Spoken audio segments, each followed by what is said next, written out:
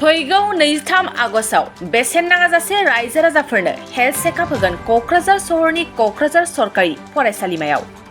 दुलाराय बर' फरायसा आफाद आरो गुवाहाटी जालुकबारियाव थानाय सरकारि आयुर्वेदिक कलेज आरो गुवाहाटी हस्पिटालनि बानजायनायाव आरो बिटिआर सरकारा हेफाजाब होनायाव फैगौ 23 आगस्टआव क'क्राझार जिल्ला आरो चिरां जिल्लानि थाखाय क'क्राझार सरकारि फरायसालिमायाव मेगा हेल्थ चेकआप लोगोसे सावस्रि सांग्रांथि मावबादा खुंफुंनो साखाफारा। बेसेन नाङै मेगा हेल्थ चेकआपआ क'क्राझार जिल्ला आरो चिरां जिल्लानि गासै रायजो राजाफोरखौ देहायारि जेंना थानायफोरखौ फैनानै नायजाफैनो थाखाय एबसुनि आफादगिरि दिपेन बर'आ खावलायहरदों। बेसेन नाङै सावस्रि सिबिथाय बादा हाबाफारियाव गुवाहाटी आयुर्वेदिक कलेज हस्पिटालनि गागि देहा फाहामगिरिफ्रा बाहागो लागोन होननानै फोरमायदों एबसुनि आफादगिरि दिपेन बर'आ। बे सावस्रि सिबिथाय बादा हाबाफारियाव थांलाय फैलाय हान्थामेलानि थाखाय गासैबो राहा थागोन होननानै फोरमायदों एबसुनि आफादगिरि दिपेन बर'आ। दुलाराय बर' फरायसा आफाद आरो लोगोसे गभ ayurvedic college and hospital Jalukbari Guwahati जि आसाम आरो नर्थ इस्टनि गोजामसिन मोनसे मेडिकेल इन्स्टिटिउट आरो लोगोसे बिथांमोना मदद बिदों बिटिआर सरकारनिफ्राय। बे मोनथाम इन्स्टिटिउसननि जयेन्ट मोनसे भेन्साराव जयेन्ट मोनसे इनिसिएटिभआव 23 आरो 30 23 एन्ड 30 मोननै मेगा हेल्थ चेकआप आरो पाब्लिक एवेयारनेस केम्पेइन जोङो लादों आरो गिबि हाबाफारि बायदियै 23 आगस्टआव फुंबिलिनि 6 बाजिनिफ्राय जगा सेसनखौ लाफानानै 9 बाजिनिफ्राय हेल्थ चेकआप आरो काउन्सिलिं सेसन बेयाव सार्जनफोर फैगोन, गायनि डाक्टर फैगोन, पेडियाट्रिक गथ'फोरनि मेडिसिन डाक्टर, आइ स्पेसियलिस्ट गासै डिपार्टमेन्टनि स्पेसियलाइज्ड डक्टरफोरा बेयाव फैगोन। कारना जाहैबाय जे गभ आयुर्वेदिक एन्ड हस्पिटाल बिथांमोननि प्लेटिनाम जुबिलि दङ आरो बे प्लेटिनाम जुबिलिखौ बिथा खालामनानै बिथांमोना मेगा हेल्थ केम्प लानो थाखाय डिसिसन लादों। प्लेटिनाम जुबिलि सेलिब्रेसन कमिटि आरो आयुर्वेदिक कलेजनि प्रिन्सिपाल प्रफेसर डक्टर प्रणबज्योति बैश्य आरो बिथांमोना बिटिआर बा बड'लेण्डखौ स्पेसियेलि टारगेट खालामदों। कारन बिटिआरआव बा बड'लेण्ड ओनसोलाव दाबो हेल्थ सेक्टराव बहुद आनरिच एरिया दङ, रुरेल एरिया दङ, जेराव जोङो देहायारि जेंनायाव मोगा मोगि जानो गोनां जायो, जायनि थाखाय दायना दायनिनि बिसासाबो मालाबा बेबायदि माने देहायारि ट्रिटमेन्ट मोनै बा नियारेस्ट हस्पिटालफ्राव साफिसियेन्ट नाम्बार्स अफ जोंनि ट्रिटमेन्टआ जायैनि थाखाय जोङो बेबायदि थासारियाव गोलैनाङो बा थैनो गोनां जायो। फारसेथिं जौ लोंनायनि थाखायबो गोबां सुबुंनि दा किडनि गाज्रि जानाय, लिभार गाज्रि जानाय बा बायदिसिना माखासे थासारिफ्रा दिनै फैनो हमदों, ड्राग्सनि इम्पेक्ट मोनसे फैनो हमदों। दा बेखायनो हेल्थ कनसियासनेस, देहायारि सांग्रांथि, देहाखौ जोङो जोथोन लानाय प्रिभेन्टिभ मेजार आरो जायफोरा दिनै नोरजिया जानानै बेमाराव भुगिनानै दङ बिथांमोननि देहाखौ जाहाथे मोजां खालामनो हायो। बे एल'पेथिकआनो जा बा आयुर्वेदिकआनो जा,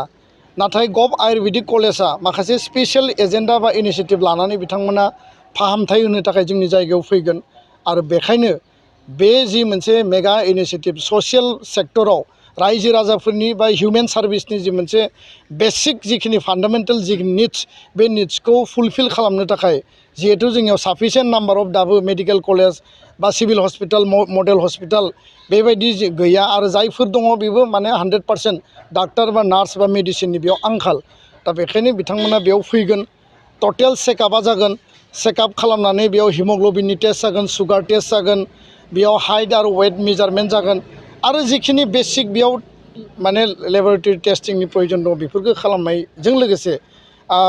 सासे सिनियर मस्ट डक्टर थागोन, बेजों लोगोसे पिजि स्टुडेन्ट थागोन, बेजों लोगोसे सासे आन्डार ग्रेजुवेट माने जायफोर डिग्रि लाबाय थादों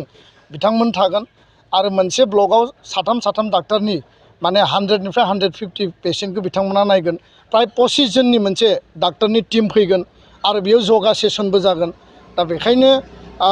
दुलाराय बर' फरायसा आफादा पाब्लिक मबिलाइजेसन आरो बिथांमोनखौ भलुन्टारि सार्भिस होनायनि थाखाय, जिहेतु बे केम्पआनो बेसेन नाङा, रायजो राजाफोरा बा स्टुडेन्टफ्रा थाइसेबो फैसा होआबासिनो बेखौ फ्रि अफ कस्ट मोनगोन। आरो बेयाव जोङो गासै क'क्राझार आरो चिरां जिल्लानिफ्राय 40तासो मस्ट रिमट एरिया, इन्ड' भुटान बर्डार बा remote of the remotest area बा जेराव हेल्थनि प्रयजन दङ जेराव देहायारि जेंनानि माने मेक्सिमाम नाम्बार जेंनाखौ नुजादों बै ओनसोलनिफ्राय फ्रि बास सार्भिस होनानै बेसेन नाङाजासे फ्रि बास सार्भिस होनानै बिथांमोनखौ लाबोनानै जोंनि बैसो जानाय आइ आफा बैसोनि आयं आनैमोन बैसोनि बिथांमोनखौ बा देहायारि जायफोरा जेंना दङ बिथांमोनखौ लाबोनानै बेयाव सिकित्सा माने ट्रिटमेन्ट होनाय आरो लोगोसे स्क्रिनिं खालामनानै बिथांमोनखौ डायग्नोस खालामनाय मा बेमाराव गोलैदों बेखौ माने सिनायथिनाय बे हाबाखौ मावगोन आरो क'क्राझार टाउननि ओनसोलाव जे 8-10थासो कलेज दङ हायार सेकेन्डारि दङ आरो गोजानावबो दङ बिथांमोननिफ्रायबो 100 to 200 स्टुडेन्टफोरखौ लाबोनानै यां जेनेरेसन बा बे बैसोनिफ्रायनो जोङो बोरै देहाखौ साफिसियेन्ट जोङो मोजाङै हेल्दि जोङो लाखिनो थाखाय मा प्रिभेन्टिभ मेजार लानांगौ माबायदि जोङो सोलिनांगौ बिनि थाखायबो काउन्सिलिं होनाय जागोन दा बेखायनो आङो बे सानाव बयखौबो हांख्रायबाय जोङो पाब्लिसिटिनि थाखाय बेनार लागायगोन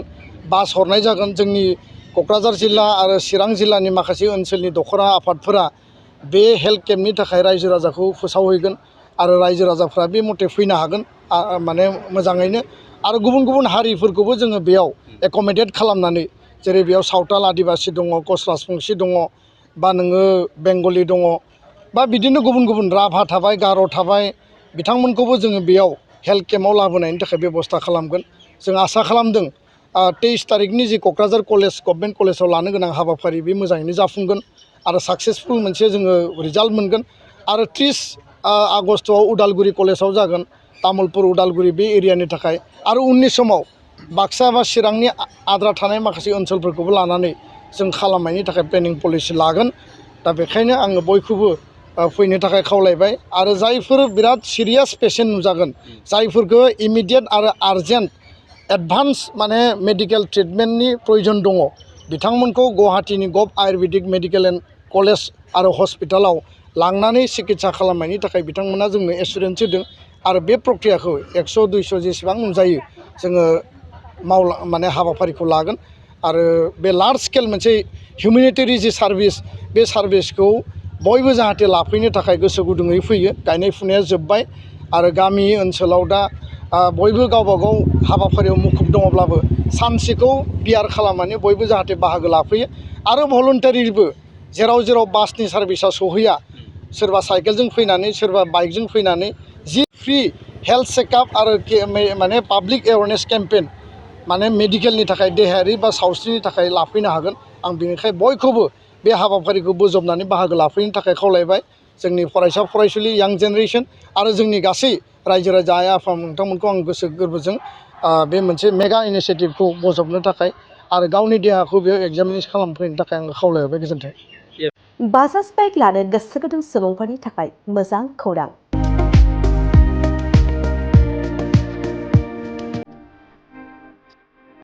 क'क्राझार जिल्लानि सेरफांगुरियाव थानाय पंका एन्टारप्राइज बाजाज श'रुमआ इन्डिपेन्डेन्स डेनि स्पेशेल अफारखौ लानानै फैदों। बे श'रुमाव थांनाय 1 आगस्तनिफ्राय 30 आगस्तसिम इन्डिपेन्डेन्स डेनि स्पेशेल अफारजों लोगोसे एक्सचेन्ज होगासिनो दं। बायग्रा सुबुंफ्रा एसेल' बिबांनि रां होग्रोनानै प्लेटिनियामनि गासै बाजाज सिटीनि गासैबो मडेल आरो पालसार 125नि गासैबो मडेलफोरनि बाइकखौ आरसि इन्सुरेन्स लाफानानै 10,999 रां बेसेनावनो लवेस्ट डाउन पेमेन्ट होनानै बाइक लानो हागोन। नोंथांमोना सेरफांगुरि आरो सराइबिलाव थानाय पंका एन्टारप्राइज बाजाज श'रुमाव इन्डिपेन्डेन्स डे स्पेशेल अफारनि खाबुजों नोंथांनि लुबैनाय बाजाजनि बाइकखौ लांफैनो हागोन।